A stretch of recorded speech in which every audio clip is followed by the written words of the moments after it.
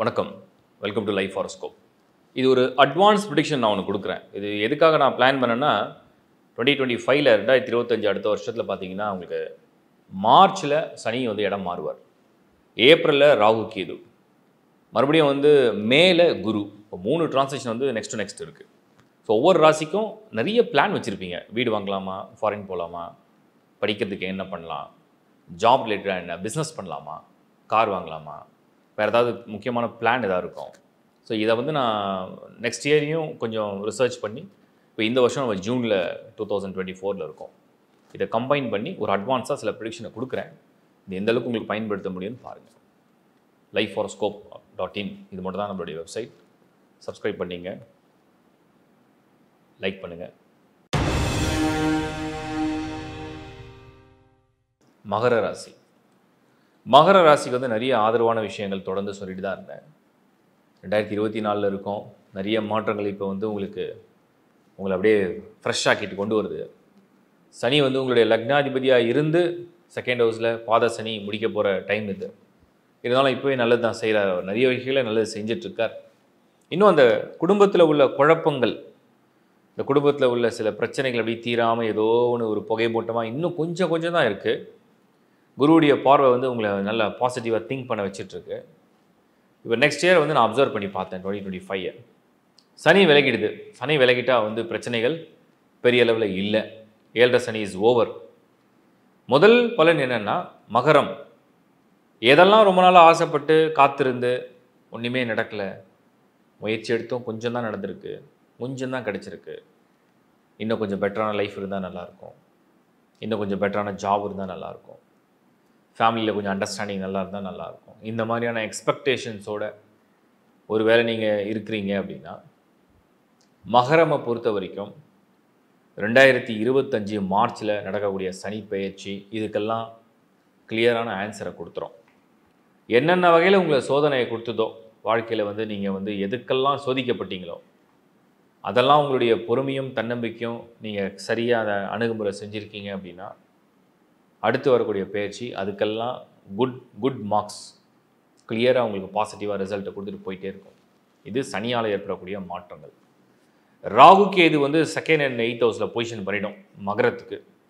உடனே நினைப்பீங்க ராகு கேது வருதே, சனி போனால் இவர் விடமாட்டாரா அப்படின்ற மாதிரி. பட் ராகு கேது வந்து 2-8 வரும்பொழுது ராகு சனியுடைய வீடான கும்பத்துலேயும், கேது வந்து உங்களுக்கு சிம்மத்துலேயும் பொசிஷன் பண்ணும். இதில் ஆரோக்கியம் கொஞ்சம் கவனம் தேவை, அவ்வளோதான். அப்போது சனி இது வரைக்கும் உங்களுக்கு கொடுத்த எக்ஸ்பீரியன்ஸை நீங்கள் நல்லா ட்ரெயின் ஆகிருப்பீங்க. எப்படி வந்து லைஃப்பை வந்து என்னென்ன விஷயத்துக்கு எப்படி ஃபேஸ் பண்ணணுன்ற அந்த வெல் ட்ரெயின்டு அப்படின்ற மாதிரி வந்திருப்பீங்க. அதனால் ராகுக்கு இதை பற்றி பெருசாக பயப்பட தேவையில்லை, அதுக்காக அலட்சியமாக இருக்க வேண்டாம். குரு வந்து இப்போ 5லேருந்து அவருடைய பார்வையை பதிக்கிறார்.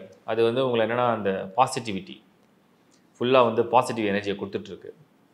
அடுத்து வந்து குரு 6th ஹவுஸில் ஷிஃப்ட் ஆகிடும். பட் அதுவும் வந்து நெகட்டிவ் இல்லை, அந்த பார்வை ராகு மேலே விழும். இப்போ நான் சொல்கிற பாயிண்ட் என்னென்னா, யாருக்காவது மகர ராசியில் பிறந்து தொழில் செய்யணும், வேலையை மாற்றணும், ஃபாரின் போகணும், இன்வெஸ்ட்மெண்ட் பண்ணணும், இந்த மாதிரி ஐடியா இருந்ததுன்னா இன்னும் கொஞ்சம் அப்படியே பொறுமையாக வெயிட் பண்ணிங்கன்னா நல்லது.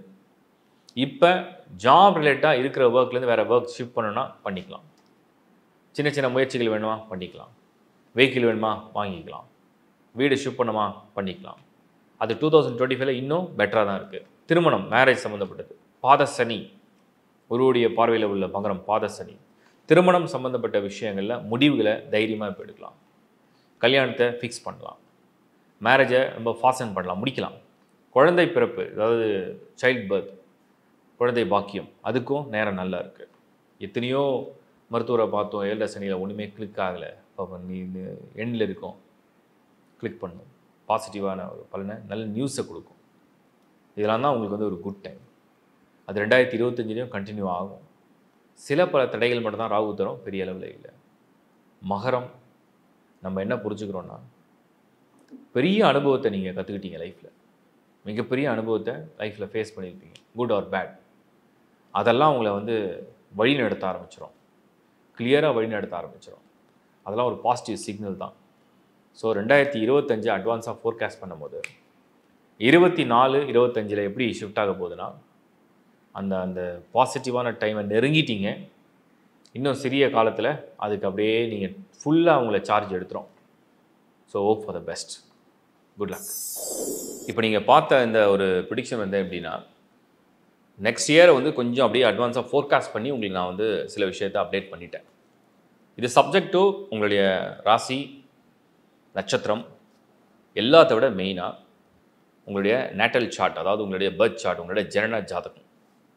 இந்த ஜனன ஜாதகமில் நீங்கள் எது விஷயமாக என்ன ட்ரை பண்ணுறீங்களோ, நீங்கள் நான் ஒரு சின்ன கால்குலேஷன் கொடுத்துட்றேன். சனி வந்து எல்லாருடைய தொழில், எல்லாருடைய கர்மா சனி தான் டிசைட் பண்ணணும். குரு வந்து ஒருத்தருடைய வளர்ச்சியை அதுதான் நிர்ணயிக்கும். ஒருத்தருடைய வளர்ச்சி, ஒருத்தர் வந்து அந்த தலைமுறையோடு இருக்க போகிறாரா இல்லை அடுத்த தலைமுறையை கண்டினியூ பண்ண போகிறாரான்றதை குரு நிர்ணயிக்கும். சுக்ரன் ஒருத்தருடைய பொருளாதாரம், அதிர்ஷ்டத்தை சுக்ரன். அப்போ அது எப்படி இருக்குது? புதன் வந்து ஒருத்தருடைய அறிவு, திறமை, கல்வி, ஞானம், எழுத்து புதன். சூரியன் வந்து ஒருத்தருடைய ஆளுமை, அரசியல், ஆளுமை, முன்னேற்றம், முதன்மை, மேன்மை, அந்த மாதிரி எல்லாமே ஒரு ஹை லெவலில். சந்திரன் வந்து பிரயாணங்கள், மன அமைதி, சந்தோஷம், மன மகிழ்ச்சி, ஆனந்தம், நிம்மதி, இதெல்லாம் சந்திரன் தான் கொடுக்கும். ராகு அதிர்ஷ்டம், யோகக்காரகன், யோகங்களை வாரி கொடுக்கறது ராகு. கேது ஞானம், ஞானக்காரகன். அப்போ வந்து நீங்கள் ஒவ்வொரு கிரகத்தையும் தனித்தனியாக, செவ்வாய் விட்டுட்டேன். செவ்வாய் வந்து ஒருத்தருக்கு வந்து நல்ல இரத்த சம்பந்தப்பட்ட உறவுகளுடைய அன்பு, பூமி யோகம், தைரியம், உடல் பராக்கிரமம், உடல் வலிமை, வீரியம், இதெல்லாம் வந்து செவ்வாய் தான் கொடுக்கும். அப்போ வந்து ஒவ்வொரு கிரகத்துக்கும் ஒரு தன்மை இருக்குது. நீங்கள் வந்து என்ன அப்சர்வ் பண்ணணுன்னா, உங்களுடைய நேட்டல் சார்ட், உங்களுடைய ஜனன ஜாதகமில் எதெல்லாம் ப்ளஸில் இருக்குது அதை பற்றி நீங்கள் என்றைக்குமே கவலைப்பட வேண்டிய அவசியம் கிடையாது. ப்ளஸில் உள்ள ஈச் அண்ட் எவ்ரி பிளானட் வந்து உங்களுக்கு வந்து அதோடைய ஆக்டிவேஷன் பாசிட்டிவாக பண்ணும். எதெல்லாம் நியூட்ரலாக இருக்குது, எதெல்லாம் மைனஸில் இருக்குது, மைனஸை தான் நீங்கள் அப்சர்வ் பண்ணி அது ரிலேட்டடான விஷயங்களை பார்த்து ஹேண்டில் பண்ணணும். இதை நீங்கள் அப்சர்வ் பண்ணிட்டுனா முதல்ல உங்களுடைய ஜனன ஜாதகத்தை நீங்கள் ரீட் பண்ணணும். அது ஒரு சின்ன விஷயந்தான். உங்கள் ராசி, நட்சத்திரம், லக்னம், என்னென்ன பிளான்ட் என்னென்ன பொசிஷனில் இருக்குது, எவ்வளோ ஸ்கோர் பண்ணியிருக்கு, இதை நீங்கள் ரீட் பண்ணலாம்.